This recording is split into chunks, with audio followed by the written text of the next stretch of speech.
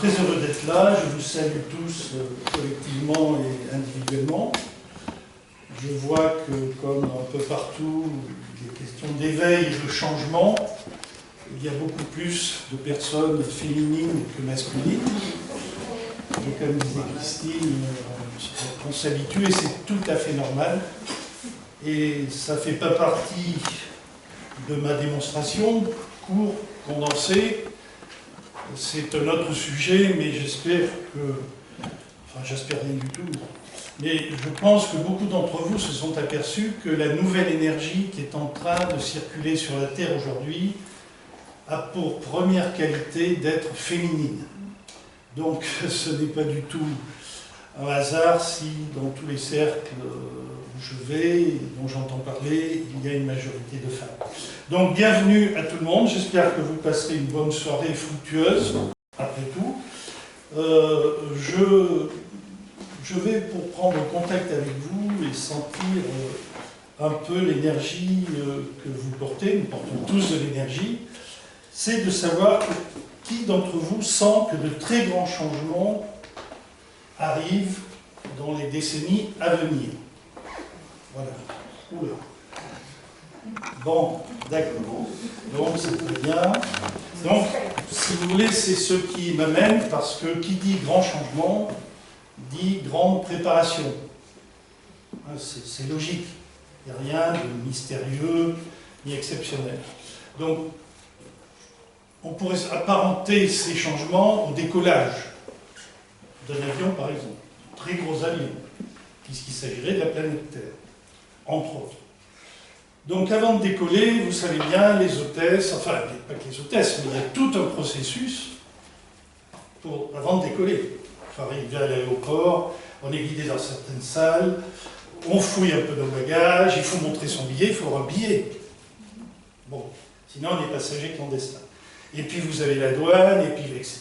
Et puis vous avez l'embarquement. Voilà. Si vous voulez, voilà ma vision de ce qui se passe aujourd'hui sur la Terre. Et c'est pas très courant, et vous verrez pas beaucoup d'émissions médiatiques expliquer cet embarquement. Voilà. Donc ça serait un sujet, on pourrait dire la description du sujet et de l'exposé que je suis venu vous présenter. Alors qui je suis ? Ça fait partie du sujet parce que si je ne décris pas qui je suis, vous n'allez pas trop comprendre pourquoi, ce qui m'est arrivé et pourquoi je suis là ce soir. Donc en premier lieu, principalement, je suis un homme d'expérience. Et comme il se dit dans les milieux du commerce, je suis un homme de terrain, c'est-à-dire qui colle à la terre. À la terre, à son actualité et aux événements. Je ne parle pas que de la terre argile, je parle de la planète Terre. Et je ne suis pas du tout un théoricien, ni un homme de laboratoire, ni un mystique, pas du tout. C'est important car le sujet pourrait faire penser qu'il est principalement du domaine du mythe, de la croyance et de l'imaginaire, puisqu'il va s'agir d'un gouvernement qui n'est pas officiel, de dirigeants ministères de ce gouvernement qui ne sont pas incarnés, et etc. Le sujet ne fait pas partie du mythe, de la croyance et de l'imaginaire. Bien au contraire, le sujet de cette conférence concerne la matière elle-même. Ça semble paradoxal par rapport à notre culture. Notre matière est celle du monde en général. Alors, le monde en général, c'est vrai, je le reconnais, moi-même, j'ai beaucoup de mal à cerner ce qui se passe au niveau planétaire, à le ressentir, donc l'univers, c'est un peu plus difficile. Mais nous sentons bien que ça existe, que nous sommes liés avec. Quand nous faisons un thème astral, c'est à partir de l'énergie des étoiles. Cette matière bien réelle ne sera pas vue comme uniquement physique. Parce que là, il y a un peu un problème. Pour nous, la matière n'est que physique. Et dans une seule dimension. Dans une fourchette vibratoire d'ondulation des molécules. Mon concept, et le concept général aujourd'hui de beaucoup de chercheurs, et de situer la matière dans toutes ses dimensions. C'est ce qu'officiellement le CNRS et les étudiants en physique nomment la physique quantique et multidimensionnelle. Mais rien ne nous empêche de rester dans notre conception de nous-mêmes et du monde de physique matérielle en troisième dimension, que je dirais étriquée. Pourtant, la vérité évolue vers une nouvelle physique, qui est une réalité matérielle. Notre culture a toujours séparé la matière et l'esprit. Ça nous a toujours semblé logique. Nous disions souvent dans la culture, le monde profane, du plancher des vaches, et le monde sacré. Et donc, il y a tout un processus de développement pour atteindre les hauteurs du sacré. Eh bien, aujourd'hui, un des changements et d'évolution, c'est de considérer que non, que les molécules ont un esprit, que ces molécules que nous croyons matérielles et que nous manipulons dans certains laboratoires, puisque ce n'est que de la simple matière, eh bien, ces molécules sont vivantes et reliées à des esprits. Cependant, l'esprit qui est pure énergie a toujours animé la matière, qu'elle soit minérale, animale, végétale, humaine, angélique, archangélique et au-delà. Alors, déjà, vous comprenez la difficulté, c'est que ressentir que nous sommes humains, c'est déjà, ça demande un effort. On cerne mal, pas toujours bien, les dimensions humaines. Mais quand il s'agit de concevoir et de sentir l'énergie qui passe dans le monde minéral, animal, végétal, humain, angélique et archangélique, ça devient plus difficile. Donc, le sujet de cette conférence concerne l'ensemble que constitue la science du vivant. Donc, non seulement la matière est parcourue par un flux animé par un esprit, mais l'ensemble du vivant procède du même processus.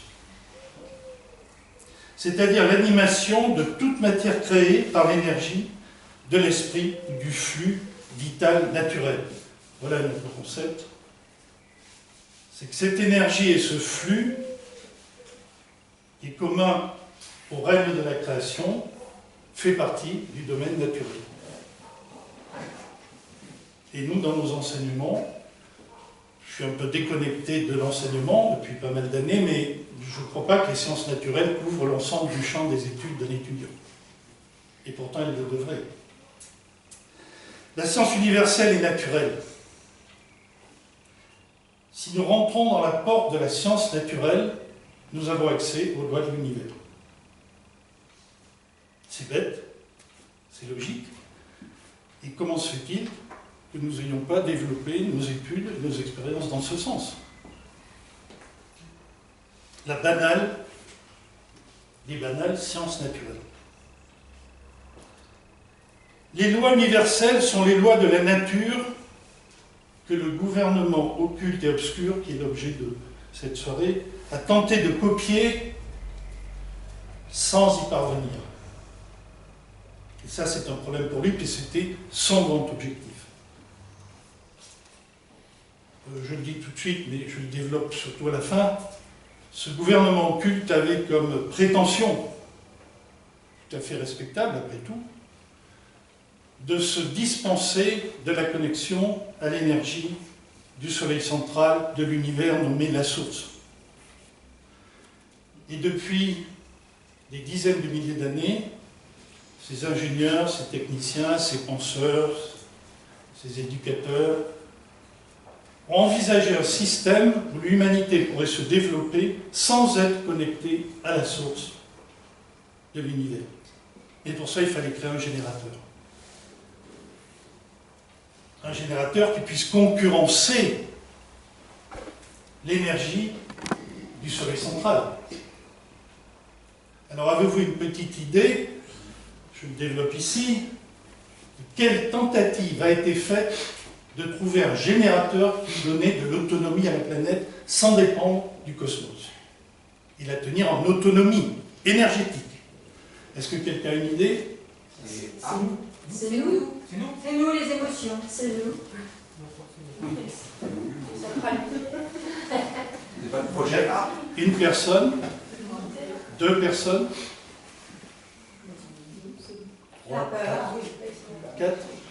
Bon, 4 sur 40, c'est beaucoup. Hein. Cette association est déjà très engagée. Voilà. Donc, si vous voulez, bon, je détourne un peu en propos parce que je vais essayer de suivre. Ah, c'est moi qui l'ai écrit, qui l'ai fait. Mais je voudrais aller assez vite pour ne pas me perdre trop. Mais voilà. Nous sommes des éléments qui constituent le générateur bis, le générateur non naturel des activités terrestres. Et voilà un des grands changements qui se présentent, c'est que nous sommes en train de nous reconnecter au générateur central de l'univers, et bien évidemment notre cadence, notre exigence de production d'énergie va baisser. Nous aurons beaucoup plus de temps pour nous reposer et nous amuser. Ce qui me caractérise donc dans ce contexte est une qualité nouvelle pour l'humain. Alors, voilà où je voulais en venir. Je me suis aperçu de ça il y a quelques années. J'avais une qualité rare, qu'on trouve chez beaucoup, mais qui n'est pas mise en avant, et que je ne connaissais pas. C'est-à-dire que dès ma petite enfance, j'ai gardé le respect de ma personnalité originelle, de ma vraie nature intime, sans compromission aucune avec l'entourage ou la coutume, et sans dilution dans les obligations collectives, que nous connaissons tous, les obligations collectives, que sont les parents, la famille, l'école, les voisins, les camarades, les collègues, etc. Ces contraintes du milieu qui paraissaient parfaitement nécessaires autrefois pour conserver l'héritage culturel sont vues aujourd'hui par les nouveaux éducateurs, il y en a, comme un vrai chantage affectif et même ce que je nomme, moi personnellement, une éducastration et non plus une éducation. Ce type d'enfant nouveau qui commence à naître depuis les années 50 et que j'ai été, ne le découvrant que très récemment, il y a 10 ans, était dit caractériel, ou bizarre, ou lunatique. Aujourd'hui, on dirait hyperactif. Et ces enfants spéciaux, encombrants, dérangeants, a été ensuite nommé par certains comme indigo. Et aujourd'hui, dans les milieux un peu ésotériques, comme enfant cristal. Et ils sont de plus en plus nombreux à naître, selon les caractéristiques qui ont été les miennes et qui deviennent nécessaires aujourd'hui. Le non-respect, dès la naissance, des contraintes du milieu. Cette évolution des nouveaux enfants préfigure quelle sera la société humaine terrestre des décennies prochaines. Attention donc aux âmes jeunes qui choisiraient d'adopter une soumission forcée contre leur nature originelle, c'est-à-dire une obéissance stratégique et diplomatique, afin de se confermer au milieu en échange d'amour.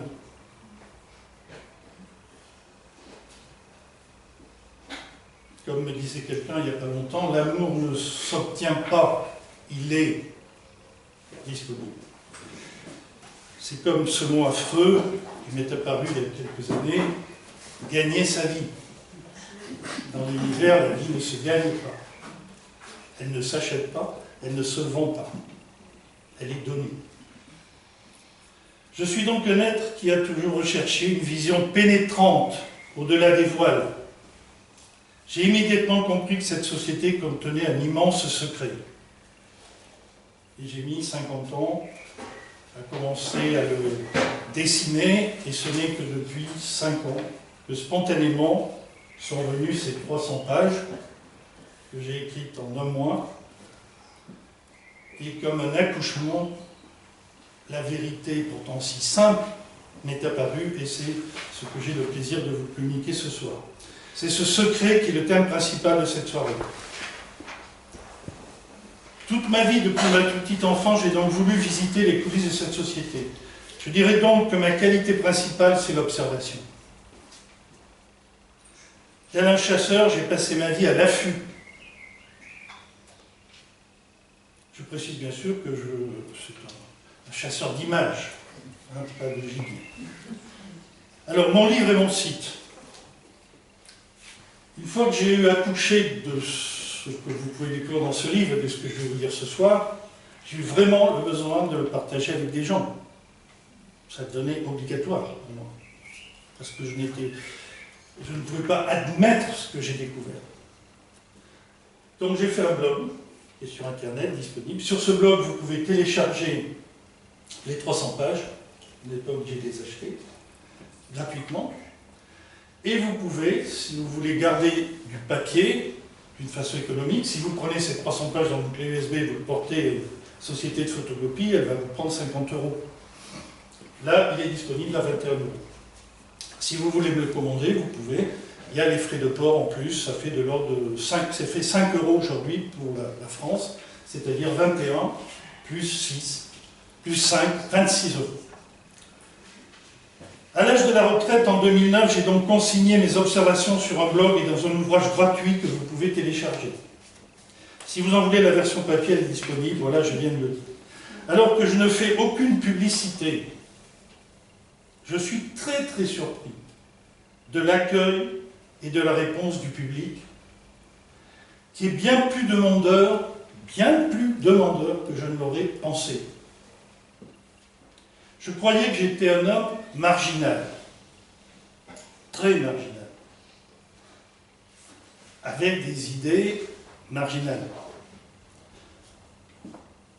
C'est ce que m'a répété mon entourage privé et mes collègues durant des années.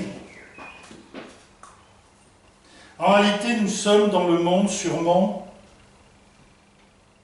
des centaines de millions à découvrir aujourd'hui ce sujet brûlant.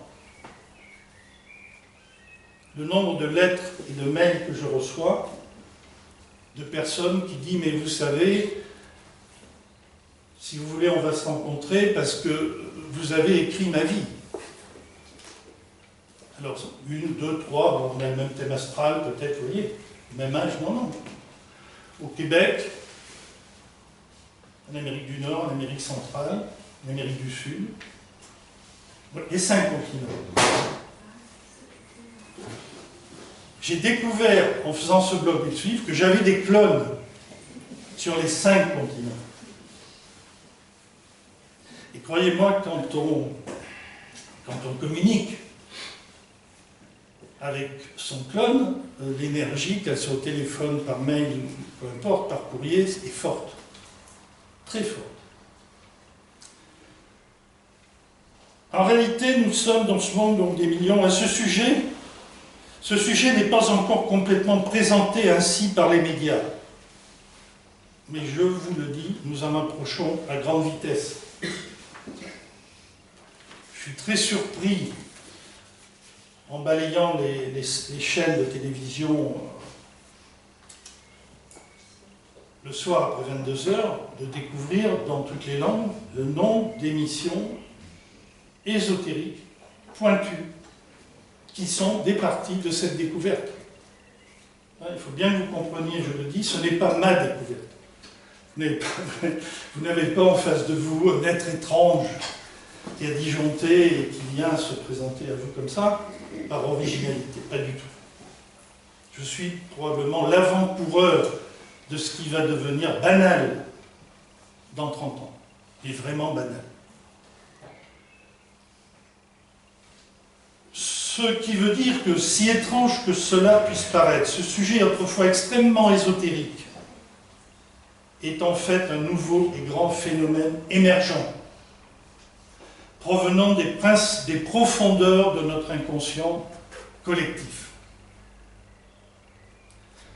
Alors, dans 10 minutes, je vais passer au cœur du sujet, mais je dois encore prendre des précautions une préparation et vous dire, après vous avoir dit qui j'étais, comment je travaille. Parce que ça vous précisera un peu mieux comment l'œuf a pu atterrir dans le panier. Pour ça, il faut qu'il soit couvé, il faut qu'il y ait une poule, etc. Voilà. Donc là, je vais vous parler de la poule, c'est-à-dire comment je travaille, comment j'ai pondu ça. Si je suis arrivé à un tel résultat de pénétration des mystères et des zones d'ombre de notre société, c'est avec des outils que je qualifierais de chamaniques. Là, ça me paraît étrange, parce que qu'un scientifique vienne à ma place, vous énoncez des données scientifiques, mais un chaman, alors qu'il n'y en a plus. Même si je ne me présente pas devant vous avec des amulettes, des plumes, un tambour, j'en ai un, ou sous un masque du rituel, c'est dans une démarche anémique, provenant de l'âme et de l'esprit, de type indigène, que j'ai pénétré cette forêt des mystères, et ce depuis ma naissance. Qu'est-ce que cela signifie? Contrairement à la plupart des chercheurs qui se veulent à la suite d'une lignée ancestrale, dans une tradition, en ayant suivi un cursus d'enseignement, je n'ai connu rien de tout ça. Je n'ai pas eu à respecter ni à trahir, je ne me suis jamais trouvé à devoir transmettre ce que j'avais reçu d'un ancien de ma famille ou non. Je me suis contenté de suivre mon instinct et d'honorer tous les appels que m'a offert la vie. Bien sûr, j'ai attiré d'une façon très désagréable pour moi une grande quantité de moquerie et de méfiance de mon entourage, qu'il soit privé ou professionnel. Ça c'est très lourd, je vous l'accorde. C'était pour moi le prix à payer. Alors se pose aussi une autre question qui est le pourquoi et le comment de ma protection personnelle, alors que je touche un sujet très sensible, je dirais même secret défense. Mais je ne veux pas ici entrer dans les aspects secondaires de mon aventure personnelle parce que la soirée et la semaine prochaine ne suffiraient pas. Mais je vais vous parler de mes 4 outils principaux qui vont vous parler et vous faire raisonner parce que vous allez inévitablement les comparer avec les outils que vous utilisez pour votre libération, pour votre réveil, pour votre développement. Mes outils ont été en premier le respect de mes intuitions récurrentes. Comme nous disons, je me suis fait confiance. Ce n'est pas facile au départ, mais je veux témoigner de ça. Est-ce que ça vaut pour tout le monde? J'en sais rien. Mais sachez que ce qui m'a fait le plus avancer, c'était mon intuition personnelle, plus que tout raisonnement, mon instinct. J'ai croisé constamment et sur une longue période le plus d'informations possibles sur les mêmes sujets que je voyais très voilés et même censurés. C'est-à-dire que dans ce livre, vous verrez, il y a une 50aine de sujets touchant à tous les domaines de notre société. Et j'ai classé toutes les informations que je recevais pendant une 30aine d'années dans des petites boîtes, dans des classeurs d'archives, avec une certaine matérialité pour que je me souvienne, des CD, des vidéos, des cassettes. Et j'ai essayé d'avancer dans tous ces sujets à la fois. J'avais besoin de savoir ce que le monde disait de ces sujets, dans le passé, dans le présent, dans le futur. Troisième outil, j'ai essayé d'avoir le plus d'expérience possible. C'est que je sentais bien que réaliser quelque chose, par exemple moi ce soir, vous dire quelque chose, n'est pas une fin. Pour vous en tous les cas. Vous ne pouvez pas vous contenter uniquement de ce que vous lisez, de ce que vous voyez, de ce que vous entendez. S'il n'y a pas de vécu au niveau corporel, cellulaire, s'il n'y a pas d'expérience de l'émotion, vous ne serez pas dans le sujet. Alors évidemment, on ne peut pas tout expérimenter tout le temps, mais au moins un minimum. J'ai essayé d'avoir le plus d'expérience possible. C'est-à-dire que j'ai contacté des spécialistes de toutes ces nombreuses questions, Alors la vie est extraordinaire parce que je ne sais pas si ça vous est arrivé, mais j'ai senti à un moment que quand j'avais un désir très sincère, il y avait un ordinateur central, je ne sais pas où, qui m'envoyait les personnes que je souhaitais rencontrer. Et j'ai rencontré beaucoup de monde qui m'ont autant enseigné que les livres. Alors, quatrième outil pour couronner le tout, vous allez voir qu'au niveau de mes rencontres, je ne me suis pas du tout limité. Je pense que vous pouvez le faire aussi, si ça vous branche. J'ai travaillé enfin beaucoup avec des entités non incarnées ou esprits dans les 4 éléments.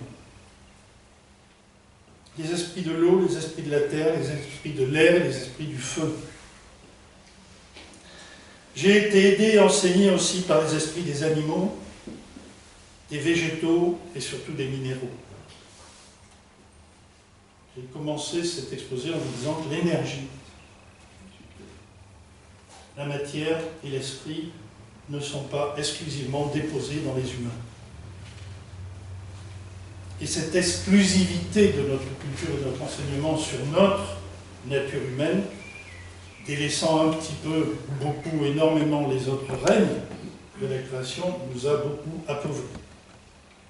Je dirais même qu'aujourd'hui, si j'avais à choisir, mes principaux enseignants sont des végétaux, des animaux et des minéraux, et les esprits qui les contiennent, bien sûr. J'ai enfin reçu l'aide des guides non incarnés, signés dans l'intraterre comme dans l'extraterre. Ma relation avec l'entité Terre, vous verrez, j'explique ça dans mon livre, j'ai tourné tout autour de la France, j'ai eu un métier qui me permettait de tourner dans toute la France et d'être payé pour ça. Et j'en profitais pour interroger la terre, les rivières, les montagnes, les maisons, les châteaux, les cathédrales. Et j'ai reçu un enseignement très cohérent. Très, très cohérent. Je ne veux pas développer plus ici ces concepts pour ne pas sortir du temps imparti de cette conférence.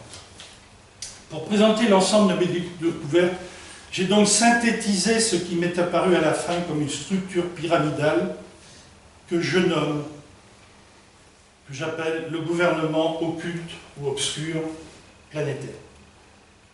C'est devenu pour moi la clé de voûte vers laquelle a convergé toutes mes recherches. Car enfin, pour respecter le simple bon sens, qui pourrait imaginer une seule seconde, même pour les personnes les moins cultivées, avec les QI les plus faibles,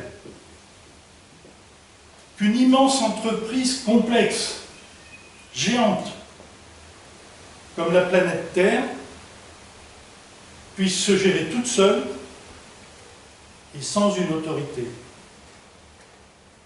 Alors vous me direz, on n'a pas le temps d'y penser. On a autre chose à faire. Moi déjà, si je gère ma vie, ma voiture, mes ordinateurs, mon téléphone, tout ça, bon, après, qu'est-ce qu'il me reste comme temps? Enfin, on a un petit peu de repos de temps en temps. On pense à autre chose. On voit des films. Qui d'entre vous, bon, pas de confidence, qui se sentent de s'exprimer en levant la main, qui d'entre vous s'est interrogé sur l'autorité qui régulait, comme on dit, une horloge suisse, la planète Terre? C'est une association de très haut niveau ici. Bon. Alors, bien sûr, quelqu'un m'a dit, vous verrez dans le livre que j'ai interrogé, seule personne vraiment de très haut niveau appartenant à la jet set, qui cumulait une immense culture, des fréquentations de très haut niveau, un très gros QI. Elle était sortie major de l'école de chimie. Elle avait visiblement un rayonnement énergétique très fort. Et je lui ai posé la question, penses-tu qu'il existe un gouvernement occulte? Et vous verrez, c'est là où ma vie a basculé. Elle m'a dit qu'il était très étrange qu'un homme ordinaire comme moi s'intéresse à ça. C'était pas prévu dans le programme. Et je lui ai donc dit, mais écoute, explique-toi. Il m'a dit, tu comprends, les humains sont dans un grand lunapark, un grand parc d'attractions. Ils viennent consommer et payer du loisir. Qu'est-ce que tu veux qu'ils aillent s'intéresser sur l'intendance, les coulisses, etc. C'est pas comme ça que ça fonctionne. Alors toi, tu es un des clients qui est sorti de la file d'attente dans les parcs d'attractions et tu t'es infiltré dans les coulisses. Il n'y a plus qu'à te virer. Voilà. Alors bien sûr, il y a cette réponse aussi, immédiatement fournie à l'humanité depuis des siècles. Selon notre culture ancestrale, cette autorité bienveillante qui régule et gère toute l'activité humaine et planétaire serait Dieu lui-même. Beaucoup d'humains ont cette croyance. Quelle relation existerait donc entre ce Dieu et ce gouvernement dit obscur? Et je ne vous cache pas que moi, qui suis quand même croyant, j'ai été élevé chez les jésuites, mon directeur, j'ai même travaillé pour les jésuites à Toulouse, et mon directeur venait ici de l'école de Reims. C'était un homme puissant. Et j'avais une conception très développée de la divinité au sens catholique. Mais comment rejoindre les deux bouts avec la croyance dans cette hiérarchie divine catholique et un gouvernement obscur que je voyais clairement devant moi, comme résultat de mes recherches. J'ai voulu d'autre part dans mon livre transmettre toutes les sources qui m'ont permis d'avancer sur ce difficile chemin du dévoilement de notre inconscience. Beaucoup, ce qui m'a surpris, ont cherché, écrit et publié sur divers sujets très ésotériques. Les personnes à ma connaissance, vous me direz, vous aurez mes coordonnées, vous pouvez me le signaler, mais personne à ma connaissance, ou alors si peu, et je ne parle pas qu'en France, sur tous les continents, ont cherché à faire une synthèse de toutes ces recherches ésotériques. C'est déjà difficile d'approfondir les parties cachées et secrètes d'une discipline, mais faire la synthèse de toutes les disciplines, je ne l'avais pas vu. Et c'est ce qui s'est installé en moi durant l'année 2009. Lorsque vous entendez donc parler à la télévision de la fameuse théorie du complot, parce que c'est un peu de ça dont il s'agit dans mon exposé, vous avez sûrement une idée de quoi il retourne. Peut-être pensez-vous que c'est une déviance de la pensée humaine qui cherche ainsi à trouver un bouc émissaire à la crise. Si je vous dis ça, c'est la thèse officielle des médias, et c'est ce que disent les journalistes d'investigation, toutes chaînes confondues, qui ont été lancés sur cette piste. Pourquoi des gens comme moi existent? C'est très simple, c'est parce que dans l'inconscient humain, dans mon inconscient, je veux trouver un bouc émissaire à la crise. Bon. Cette idée-là est cependant, et je vous le dis avec certitude, en trompe-l'œil pour masquer l'inavouable vérité. Inavouable vérité, je suis d'accord. Et pourtant, il y a bien un moment où il faut qu'elle ressorte. Comme a dit un homme de l'UNESCO, qui était curieux de mon travail et qui a voulu me voir, j'ai donc été à l'UNESCO, j'ai présenté les documents, et il a dit à un de ses collaborateurs, qui lui demandait qu'est-ce que t'en penses, c'est un vrai phénomène, il lui a dit non, je m'en doutais, la rouille ressort sous la peinture. Alors je ne sais pas si vous comprenez. Ça veut dire qu'il savait très bien que depuis des siècles, des badigeons de peinture sont mis sur la culture humaine. L'UNESCO, c'est le siège mondial de la culture. Et qu'un jour, l'oxydation des structures allait traverser la couche de peinture. Et moi, j'étais un morceau d'oxydation. Ce qui ne me gêne pas du tout. Si j'ai levé le voile sur un des très grands secrets jusque-là réservés au cercle très fermé des loges initiatiques de diverses obédiences, c'est surtout ma totale ignorance personnelle sur la structure de notre monde et de l'univers qui m'a comme renversé et traumatisé. Parce que, à 30 ans, à 40 ans, j'étais cadre, j'allais dans les bureaux à Paris des sièges des multinationales, et je me croyais très civilisé, sous l'influence américaine et autres. Eh bien non, ça m'a fait un choc. Et je me suis vraiment senti rouler dans la farine, même si c'est moi qui avais apporté la farine. Mais il vaut mieux tard que jamais. Alors je m'en excuse, mais je veux procéder le plus en douceur possible à une injection de vérité, avec fermeté et rapidité aussi. Pour ceux qui n'aiment pas les piqûres, moi je sais que j'aime bien que ça aille vite. Et les infirmières disent que c'est la meilleure méthode. Vous mettez un coup de coton, un peu d'alcool, vous distrayez la personne et vous injectez. Alors disons que c'est un peu ce que j'essaye de faire avec vous. Il est toujours encore possible, alors oui, c'est une blague, mais bon, je sais, je l'ai expérimenté, la page que je vais développer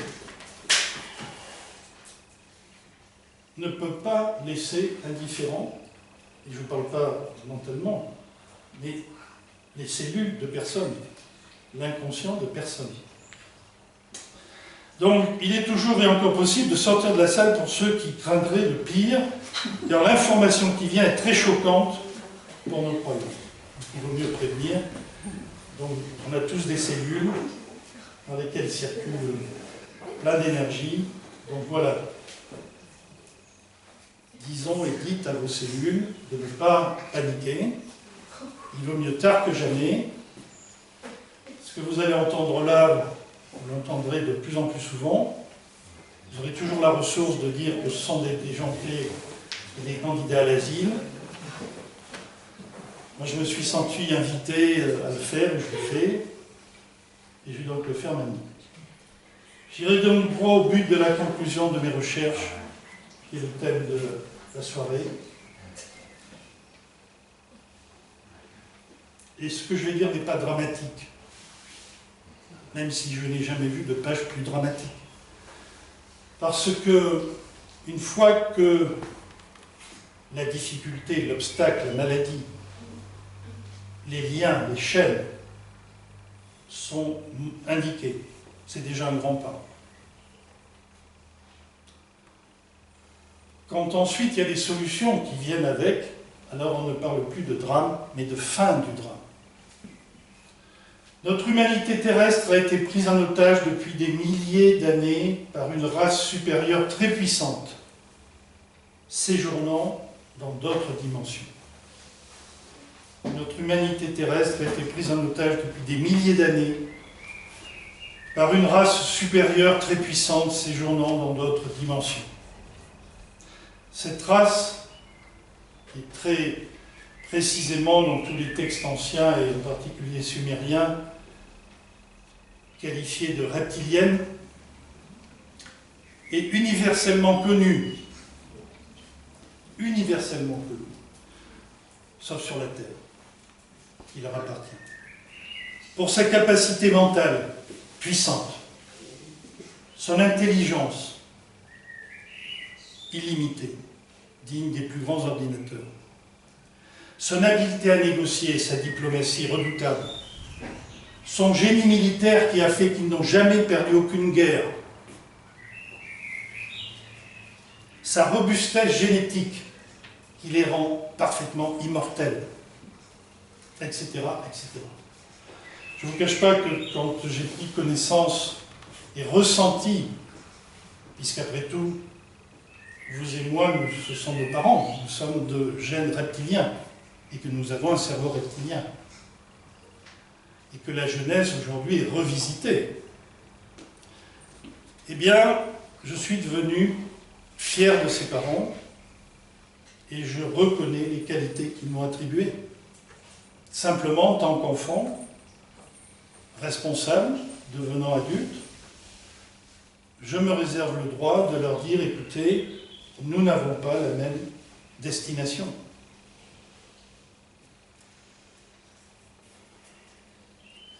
Ces êtres-là sont pourtant bien connus dans notre culture. C'est ça le paradoxe. Moi, j'ai rien inventé.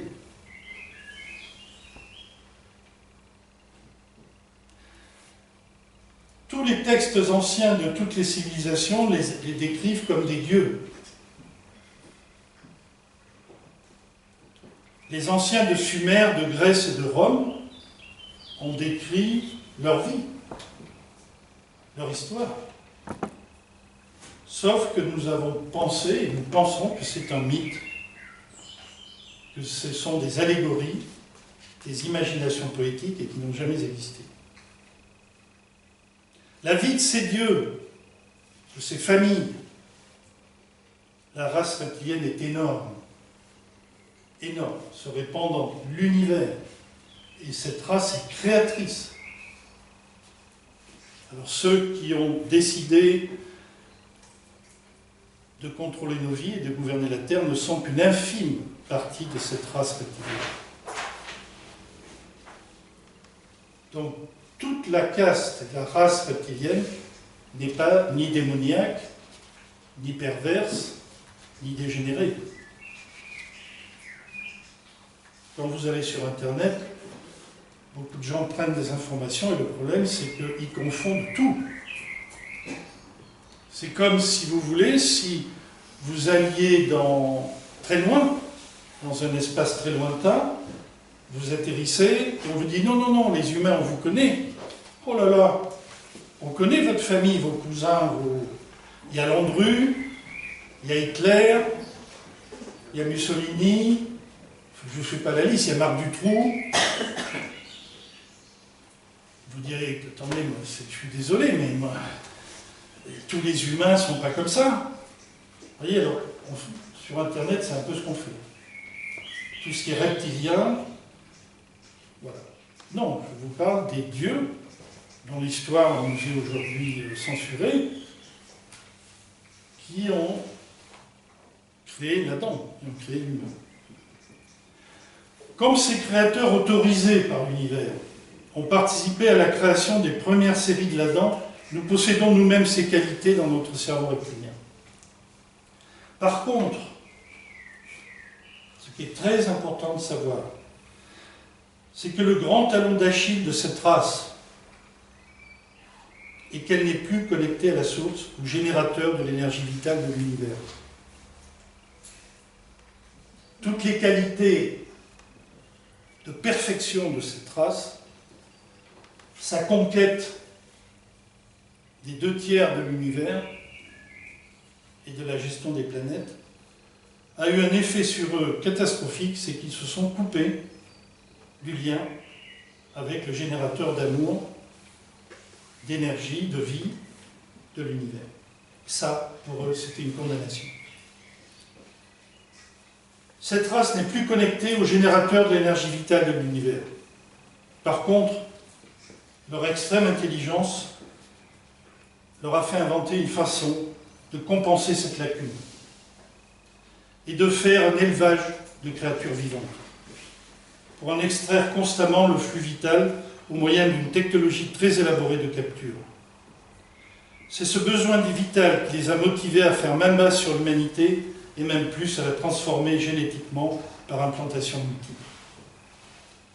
En bref, nous sommes devenus leur élevage de survie, leur volière, leur cheptel, comme nous le faisons aussi nous-mêmes avec nos animaux de boucherie. En sens, avec notre goût, notre appétence pour la nourriture carnée, nous reproduisons le fonctionnement de nos parents.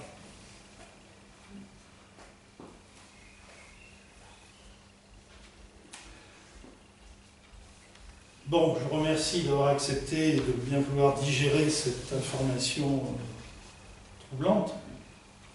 Certains peut-être d'entre vous le savez. Par contre, je vais en rajouter un peu. Le patriarche de cette noble race créatrice, ou caste, ou famille cosmique, est nommé dans nos écrits anciens d'une appellation que nous connaissons parfaitement. Je suis désolé pour ceux à qui je l'apprends, et ceux qui ne le savaient pas et si vous êtes sensibles, car je pourrais vous scandaliser. Ce patriarche est connu sous les appellations de Anne, le jour de l'an, vient de là, les années, Anne, Yahvé, Jéhovah. C'est-à-dire le fondateur du monothéisme et de ses 1000 branches supportant toutes les religions terrestres. C'est-à-dire ce fameux bon Dieu enseigné au peuple. À ce sujet, je ne voudrais pas développer, mais je vais quand même en dire un mot, ne croyez pas que je sois un être qui est dans une lutte initiée par l'athéisme, la chasse à tout ce qui est divin et religieux. Mais je fais une très grande différence, parce que je l'ai vécu, j'ai eu des témoignages, entre ces millions d'hommes travaillant au cœur des religions, quelles qu'elles soient, et qui sont sincèrement à la recherche du divin en eux, et les objectifs manipulateurs des organisations religieuses. Ça n'a rien à voir. Et à ce sujet, je voudrais signaler la naissance historique que vous connaissez tous d'un homme en Palestine, il y a 2000 ans, et qui a reçu en lui l'énergie nommée christique, après une formation essénienne très importante, mais qui a révélé son enseignement nécessaire à l'âge de 30 ans à peu près. Cet être-là n'avait aucun lien avec aucune énergie reptilienne. Et le fait qu'il faille mettre des injections particulières dans notre monde pour en changer son cours est très très parlant. C'est que comme prévu par les compagnons de cet homme, à notre époque, cet homme revient. Tout le monde l'attend à Roissy-Charles de Gaulle, prendre un taxi, etc. Mais ce que l'on ne s'attendait pas, c'est qu'il se soit infiltré dans l'ADN des humains.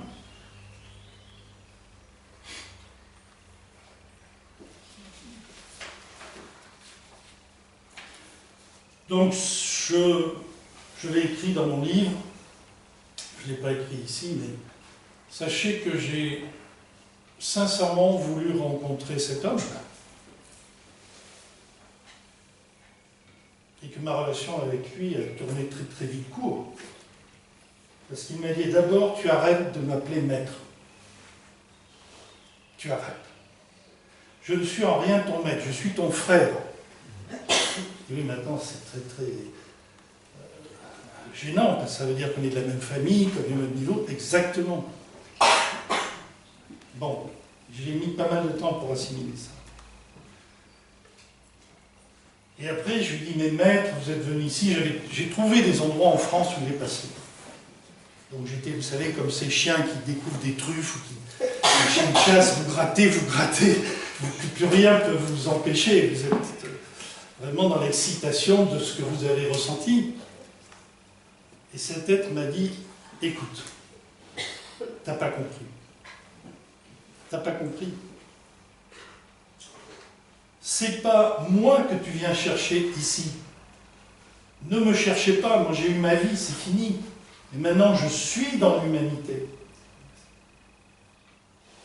Et crois-tu que tu cherches? Qu'est-ce que tu cherches? Et là j'étais en échec. Je dis, moi, je sais pas.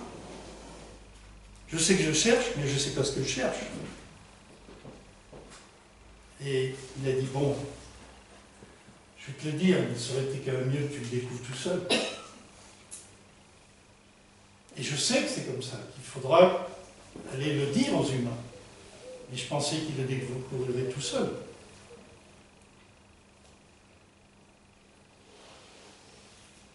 est-ce que quelqu'un a une idée de ce que l'humanité cherche?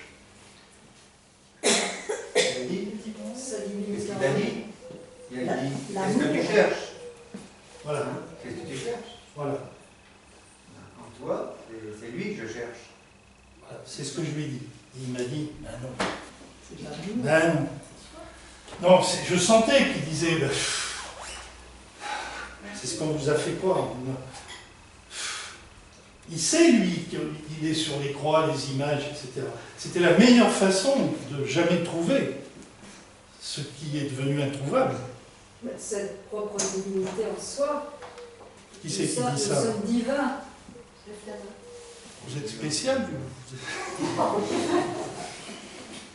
vous êtes plus... On cherche ce qu'on a déjà à l'intérieur de soi. Voilà, exactement. Il m'a dit, et je reconnais que ça a été dur pour moi.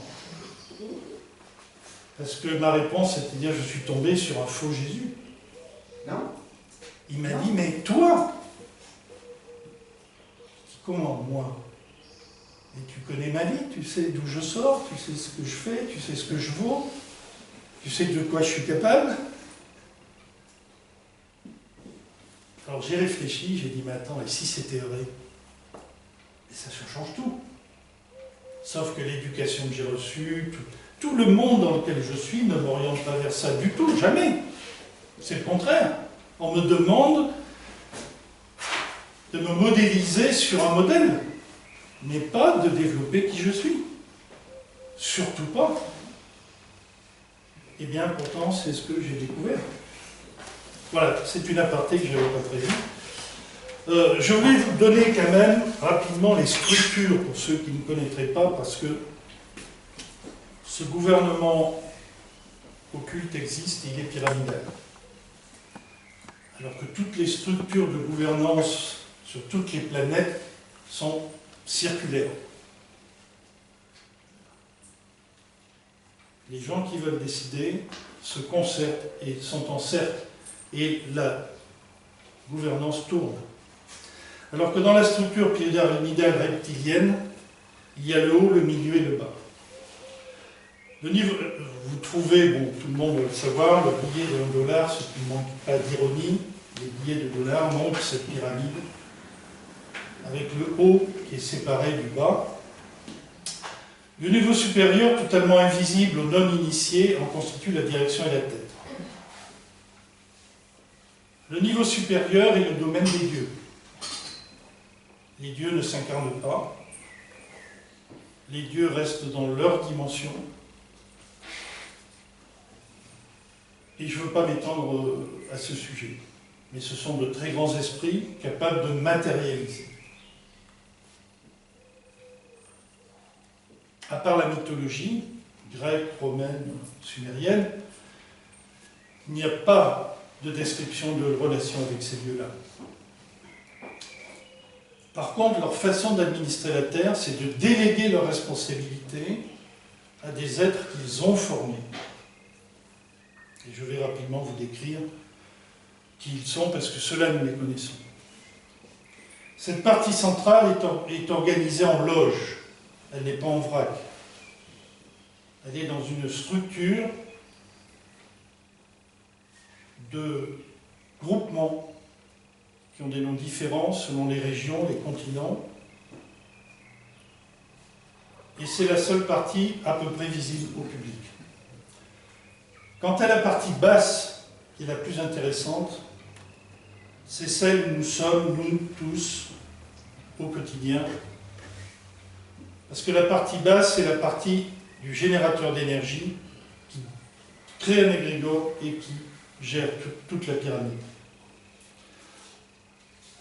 Les initiés de différents ordres, tout ordre confondu, ont l'habitude de dire qu'au-dessus d'eux, et c'est matérialisé dans les clés de voûte des bâtiments maçonniques ou religieux ou philosophiques, les grands ordres ont au-dessus de leur salle de conférence l'œil qui voit tout.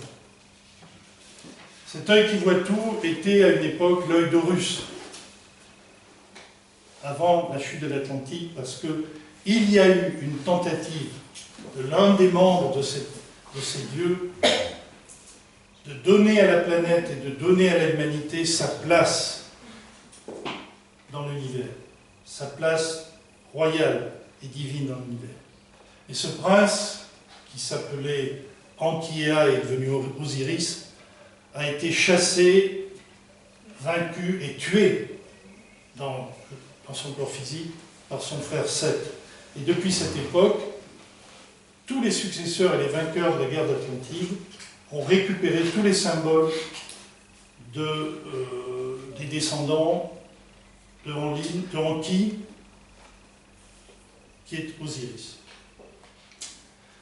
Pour ce qui est du niveau du milieu de la pyramide et des grandes familles, c'est impressionnant, parce qu'il n'y a pas beaucoup d'informations, mais vous avez bien sûr tous entendu parler des Rothschild, des Rockefeller, des Windsor, des Dupont de Nemours, des Harriman, des Bush, des Russell, des Ben Laden, des familles royales comme les Bourbons, les Grimaldi, les Saxe-Cobourg-Gotha, les Orange-Nassau, les Hohenzollern, les Habsbourg, les Al-Saoud, les Bragança, les Hanovre, les Reza Pahlavi, la Maison de Savoie, les Glücksbourg, les Romanov, les Aga-Khan, etc. Leurs membres se répartissent dans tous les conseils d'administration des principales multinationales du monde. Ils possèdent à eux tous 80% de la richesse de la planète. Ils siègent tous dans un ou plusieurs organisations internationales secrètes qui établissent différents scénarios politiques mondiaux, toutes guerres et pandémies incluses, selon les plans reçus du haut de la pyramide. Vous avez sûrement entendu parler des organisations secrètes comme la Table Ronde, le groupe Bilderberg, le Club de Rome ou la Commission trilatérale. Ce sont des loges internationales très puissantes et personne ne peut prétendre à une carrière politique, financière, militaire, administrative, médicale, sans faire partie de ces organisations. Quand on obtient quelques listes des membres, les bras vous en tombent. Moi, quand j'ai commencé à avoir des listes, je ne pouvais pas le croire. L'élite dirigeante de ces grandes loges doit avoir été parrainée par l'une des grandes sociétés secrètes formatrices, enseignantes, telles que les Schools and Bonds ou l'Opus Dei, ou les diverses grandes loges maçonniques, ou encore les divers ordres templiers, Rose-Croix, Prioration, ordre militaire et hospitalier de Saint-Jean de Jérusalem. Bon, là où j'ai fait une recherche plus détaillée, plus approfondie, puisque je travaillais chez les Jésuites, c'était l'Opus Dei. Et je dois dire que c'est impressionnant. La puissance, l'organisation, l'obéissance, la fidélité et les objectifs. Cette élite choisie est bien surveillée. Alors, ce qui est extraordinaire, c'est que cette élite, qui pour nous semble au sommet, est très surveillée, très dirigée, oriente et influence les organisations plus exécutives et publiques. Alors après, le lien, quand on voit que le lien est fait avec l'ONU, l'OTAN, l'OMS, l'UNESCO, la CE ou la FMI, qui emploient des fonctionnaires ambitieux complètement aux ordres. Cette élite coordonne et contrôle aussi toutes les grandes banques comme la Fed américaine et la BCE européenne. Leurs patrons sont aux ordres. Moi, j'ai eu, chez les Jésuites à Toulouse, je suis dans mon livre quelques élèves qui sont devenus des grands de la politique française. Et c'est vrai que déjà à 16, 17, 18, 19 ans, c'est l'âge où je les ai connus, ils avaient un sens de la fidélité à la famille, au clan et une discipline extraordinaire. Extraordinaire. C'était inné chez eux. Ce sont ces organisations qui décident de la régulation des flux économiques planétaires. Ce sont de très grands banquiers internationaux qui financent, sur l'ordre d'un plan indétectable, tous les partis, tous les régimes, tous les belligérants. Ils organisent en coulisses tous les grands événements historiques, conflits, attentats, trafic d'armes et de stupéfiants. Par exemple, dans l'affaire Elf, à l'époque c'était ce que j'avais pu trouver de plus complet, ou de l'Angola Gate, le rôle des politiques et des porteurs de valises pour la circulation en coulisses des capitaux occultes à destination des paradis fiscaux est extraordinaire. Il y a de temps en temps des affaires qui dérapent, qui sont très vite étouffées, mais dont on voit très bien le fonctionnement. Et ça ne s'arrête pas là. pour assurer une opacité totale des flux monétaires internationaux d'origine louche, tels le narcotrafic, ou aussi les financements illicites de l'industrie militaire secrète, ou des vols spatiaux non déclarés. Les Illuminati, qui sont les cadres actifs délégués par ces familles, ont créé des banques de blanchiment, appelées joliment banques de compensation. Les mouvements à l'entrée comme à la sortie ils sont parfaitement anonymes. Un bon exemple, c'est la banque luxembourgeoise Clearstream, et ce n'est pas la seule. Si vous voulez des informations sur ce type d'astre noir de la finance internationale, je vous conseille les articles de presse du journaliste français Denis Robert. Il y a eu un film récemment qui est sorti, ancien du journal Libération. Il a été poursuivi, chassé, dénigré pendant au moins 10 ans. Il a été à l'origine de la dénonciation d'un scandale mondial retentissant. Et je voudrais honorer là les êtres qui, découvrant la vérité, ne peuvent pas s'empêcher de devenir, contre leurs intérêts et ceux de leur famille, des lanceurs d'alerte. Cette élite des Illuminati planifie discrètement toutes les grandes orientations politiques pour le monde entier et dans tous les domaines comme l'économie, l'évolution boursière, la recherche, l'énergie, les épidémies, les conflits, les crises, les cataclysmes et autres séismes, soi-disant naturels, et même les attentats terroristes, celui du 11 septembre.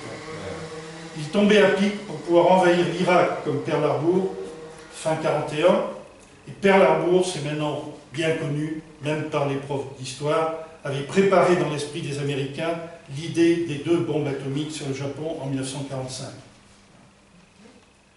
Quand on regarde les lettres d'échange des grands maçons qui ont influencé les Américains, quand on va dans le détail de la recherche, on s'aperçoit comment les événements politiques constituent le déplacement de pions sur un échiquier. Alors, je voulais dire un mot parce que ça me semble le plus important en ce qui nous concerne. Là, c'est de l'information que je donne. Maintenant, il y a une invitation. Et c'est à ce que je vais vous lire. Parce que la plupart des gens me disent « Monsieur, vous êtes très gentil, merci de nous avoir informés, mais qu'est-ce qu'on peut en faire? Qu'est-ce qu'on peut faire ?» C'est très désagréable ce que vous faites, parce que vous nous donnez des informations contre lesquelles nous sommes impuissants. Alors voilà comment nous sommes impuissants. Et je parle des masses populaires endormies. Alors moi je m'inclus dedans. Elles représentent le dernier niveau de la partie centrale de cette pyramide planétaire, c'est-à-dire 80% des populations. 80%. Ce sont toutes les personnes non perturbées par l'onde hypnotique artificielle ou la trouvant normale. Il y a des gens qui vont à Paris, moi je traverse Paris, ils trouvent que ils se sentent bien. Il y a un grand philosophe, thérapeute, psychologue récemment qui a dit « Moi, quand je vois dans ma vie des gens bien, qui se sentent bien, équilibrés et heureux, je m'en vais à toute vitesse, ils sont très dangereux. » Donc lui, il voulait dire un homme normal aujourd'hui, qui a toute sa sensibilité, qui n'est pas attaqué, démoli, dénaturé, eh bien, il cherche à trouver sa bulle de paix et trouve tout ce qui se passe très, très anormal. Ce sont, cette masse de populaires endormis, les bons consommateurs de base, le panier de la ménagère, le bon public, les supporters fanatiques des clubs sportifs, les fans des vedettes, c'est-à-dire la très grande majorité silencieuse et passive qui gobe tout ce qui est dit au journal de 20 heures, qui suit de très près la mode, qui croit élire ses dirigeants d'une façon démocratique, qui croit que l'enseignement scolaire est vrai, que ce sont tous ceux qui pensent que les autorités leur apportent un soutien et qui ont de l'espoir. Ce sont tous ceux qui disent à longueur de journée « c'est la vie ». Ils pensent que c'est la règle du jeu. C'est la masse résignée des gens sympas et pas méchants du tout. Tous ceux qui ne veulent pas d'emmerde. Cette couche sociologique immense sert de vivier et de gigantesque réservoir d'énergie pour toute la pyramide. Par contre, les choses changent. Ça, c'était bon pour les siècles passés, et surtout les 2 derniers siècles. Les Illuminati, dans les confidences que l'on peut grappiller à droite et à gauche, constatent avec inquiétude que depuis un siècle, les rendements industriels du cheptel humain ont fortement et dangereusement baissé dans tous les domaines. Les robots informatisés sont bien meilleurs et beaucoup plus fiables. En conséquence, un vaste programme de réduction rapide de la population mondiale est commencé. Celle-ci devrait passer des 7 milliards déjà anciens à 4 en quelques décennies, pour terminer, tel est le plan, à moins d'1 milliard d'ici 3 générations.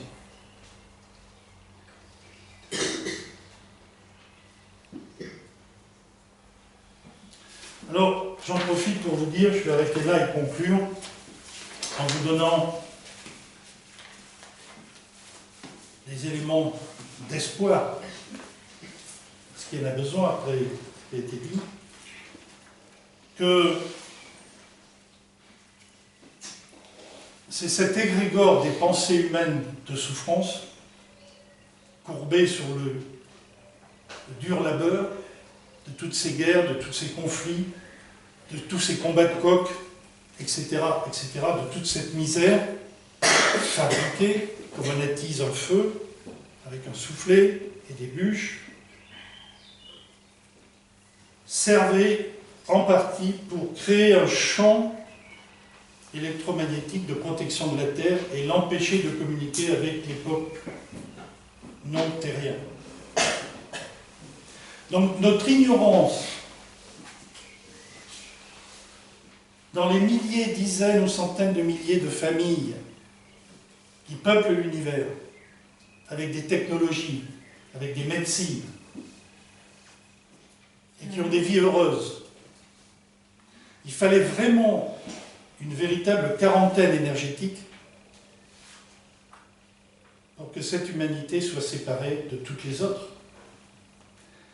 Et un des grands changements heureux qui a commencé, et moi j'en bénéficie, c'est de pouvoir communiquer avec des familles non humaines qui commencent à pénétrer la Terre.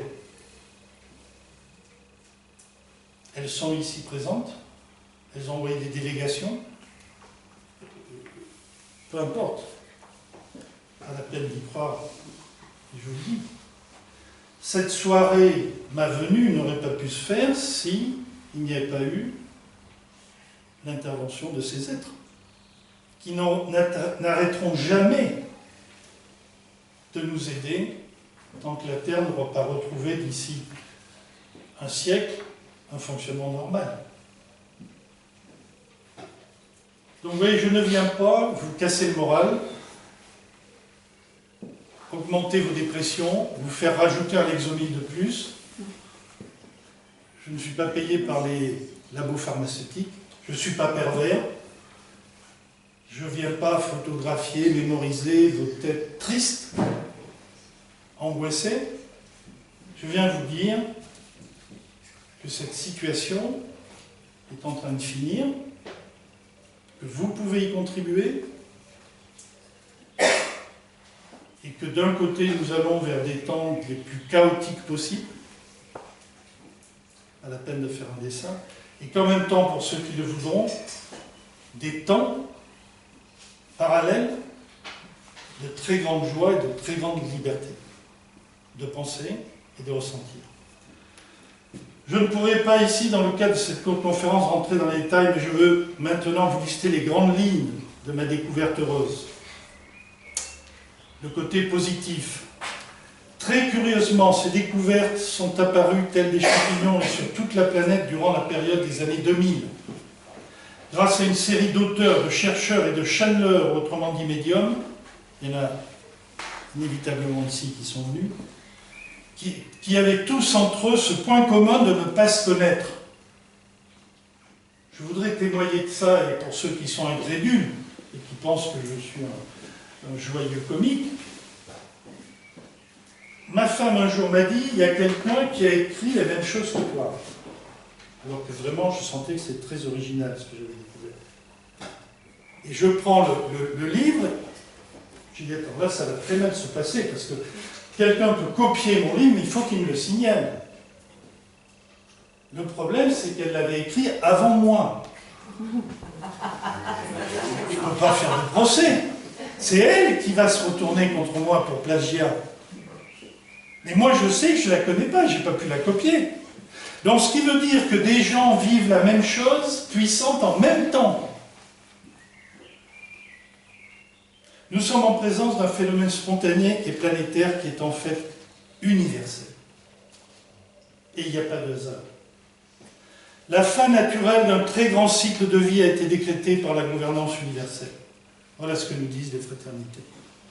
Ce n'est pas l'humanité qui est en cause. C'est presque un hasard.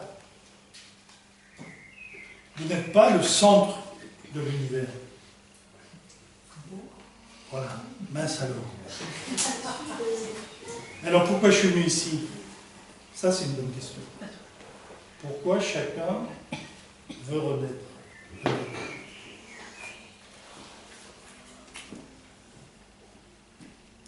Je vais donc simplement maintenant vous énumérer pour terminer ce que j'ai découvert d'heureux.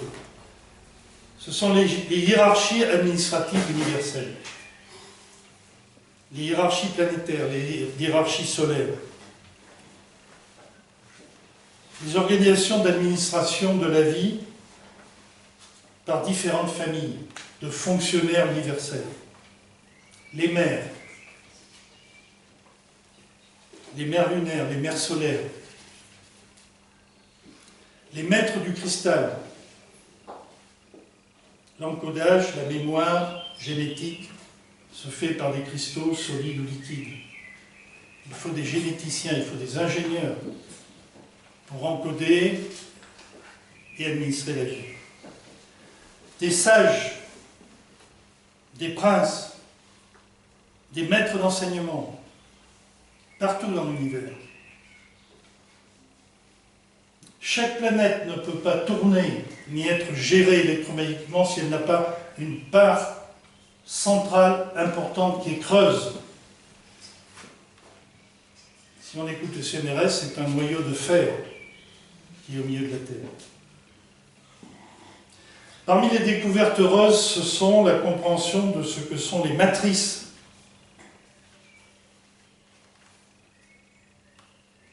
Ce qui crée le temps et l'espace est un phénomène de création qui s'appelle matrice. Les matrices sont créées pour un certain travail. La matrice de la Terre est un laboratoire d'expérience.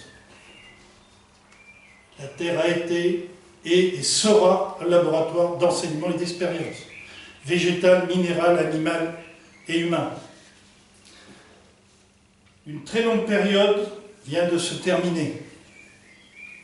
L'expérience étant arrivée à des sommets de difficultés, l'expérience a été arrêtée.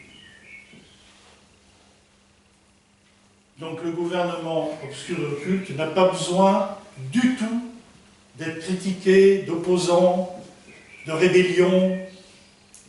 Ça ne sert à rien. Il a reçu sa feuille de fin de gérance. Et un bilan est fait. C'est ce que nous vivons. Et la négociation est en cours pour la fin de l'influence de Anne Yahvé Jéhovah.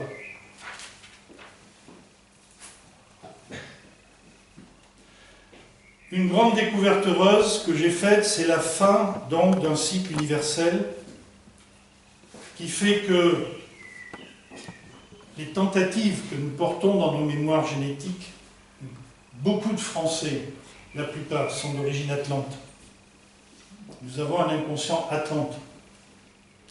Nous avons en mémoire de la catastrophe odieuse, de la fin d'une culture, de la fin d'une civilisation, de l'effondrement des terres. Ça se passait à l'ouest de notre côte européenne aujourd'hui. Ces énergies remontent. Alors chacun est libre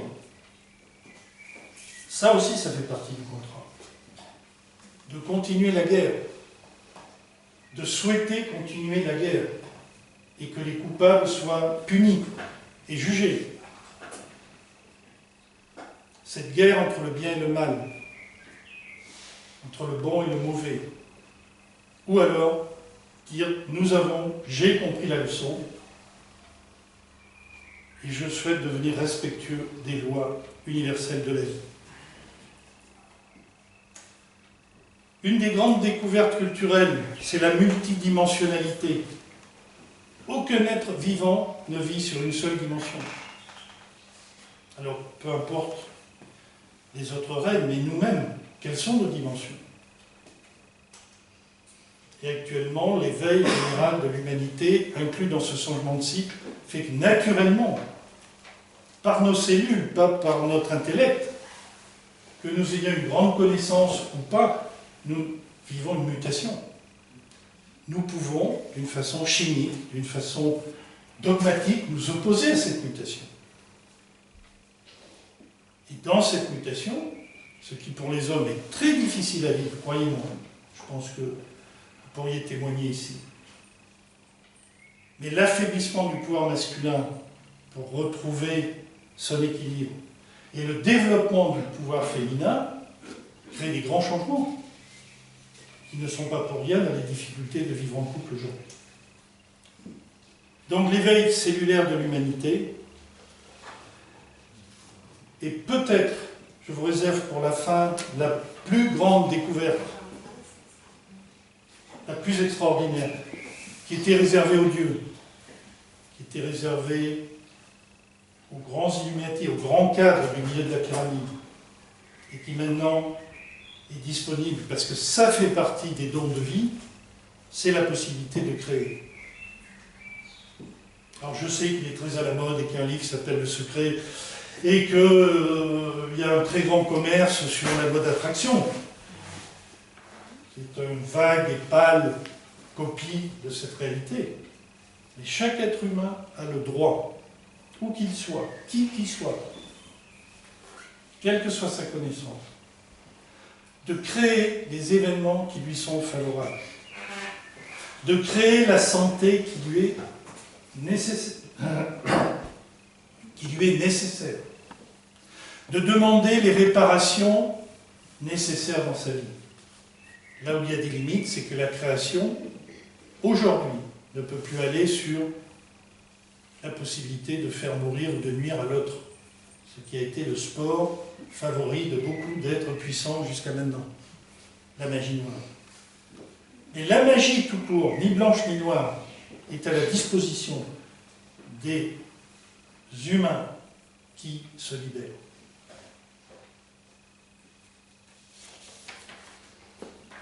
Voilà, je suis arrivé, je ne sais pas si j'ai respecté le temps, 9h30, on a commencé. Je voudrais, cette révolution de nos antiques principes coutumiers est largement commencée depuis les années 80. Je ne vous parle pas des 5 prochaines années. Hein, je vous parle des 20 dernières années que j'ai observées. Imaginez quelqu'un, si on remonte dans le temps, qui s'installe à Paris en 1789. Il a acheté un billet pour remonter le temps. Il demande, moi je voudrais voir la période 1787-1790, avec l'arrivée de Napoléon et tout le truc. Il revient. Il n'a plus de tête. Oui. Et on lui dit alors, c'était comment? Parce qu'il a quand même payé 18 millions le voyage dans la machine. C'est une histoire, je vous raconte, c'est un exemple. Et il revient et dit, écoutez, j'ai été tellement passionné par plein de choses que j'ai pas vu la Révolution. Bon. Alors vous voyez, il y en a à qui on parle, qui disent, mais il ne s'est rien passé depuis 20 ans. Cette révolution commençait, bien qu'elle soit bouillonnante au niveau cellulaire, au niveau des émotions, au niveau de l'acquis, des équilibres acquis, des dogmes bouillonnantes, elle est strictement pacifique. Et ça, c'est nouveau, on ne sait pas faire. L'humain n'a jamais su faire de révolution pacifique. C'est nouveau, ça vient de sortir. Alors se pose, et je voudrais terminer là-dessus, pour chaque être humain, donc il y en a ici une quarantaine, 41, 42, 43, voilà. La même question.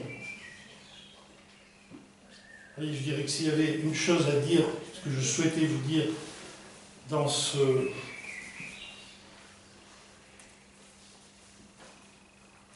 petite conférence, c'est ceci. Après avoir connu tant de vies et tant de scénarios, aujourd'hui dans ton cœur, pour toi, et pour toi c'est pour moi, quel est ton souhait de vie actuelle et future? C'est pas souvent qu'on nous pose cette question et qu'on la prend au sérieux. Imaginez, même si vous n'y croyez pas. Moi, je vous propose ça, c'est une proposition, c'est gratuit. Si vous ne vous endormez pas tout de suite ce soir, ou si vous êtes un peu insomniaque, après avoir parcouru tant de vies, tant de scénarios, aujourd'hui, dans ton cœur, pour toi, donc pour moi, dans mon cœur, pour moi, quel est mon souhait de vie actuelle et future? Et si vous étiez normaux, vous me direz, mais qu'est-ce que ça peut vous foutre? Et moi, qu'est-ce que vous pensez que ça va changer? Vous croyez qu'on me consulte, moi? Vous croyez que l'univers va me consulter?